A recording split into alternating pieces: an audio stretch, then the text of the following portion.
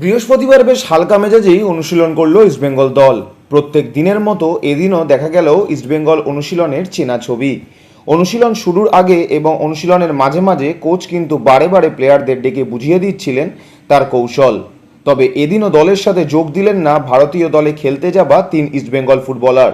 হংকংয়ের বিরুদ্ধে ভারতের ম্যাচে শেষের দিকে চোট পেয়ে উঠে যেতে দেখা গিয়েছিল আনোয়ার আলীকে। সেই নিয়ে চিন্তায় মেঘ জমেছে ইস্টবেঙ্গল দর্শকদের মধ্যে। তবে সূত্রের খবর, আনোয়ার আলীর চোট গুরুতর নয়, কিন্তু তাকে নিয়ে কোনো রকম ঝুঁকি নিতে চাইছে না ইস্টবেঙ্গল ম্যানেজমেন্ট। 13 ম্যাচের ছোট লিগ হলেও এখনও ইস্টবেঙ্গলের 7টি ম্যাচ খেলা বাকি।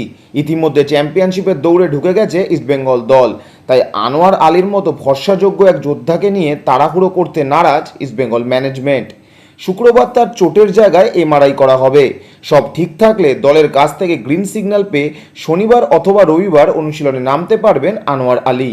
অন্যদিকে বিধানসভা নির্বাচনের জন্য পরিবর্তিত হয়েছে 28 এপ্রিল ওড়িশার বিরুদ্ধে ইস্টবেঙ্গল ম্যাচের ভেন্যু। যুবভারতীর বদলে গোয়ার ফতোরদা স্টেডিয়ামে মুখোমুখি হতে চলেছে এই দুই দল। অর্থাৎ ইস্টবেঙ্গলের অ্যাওয়ে ম্যাচের সংখ্যা 3 থেকে বেড়ে 4-এ দাঁড়াতে চলেছে এই মরশুমে। সূত্র মারফত খবর, সেই সময় দুটি মাত্র মাঠই ফাঁকা থাকায় ইস্টবেঙ্গল হেড কোচ অস্কার ব্রুজনকে সেই দুটো মাঠের অপশন দেওয়া হয়েছিল ম্যানেজমেন্টের তরফ থেকে। জামশেদপুরের জিআরডি টাটা স্টেডিয়াম এবং গোয়ার ফতোরদা স্টেডিয়াম।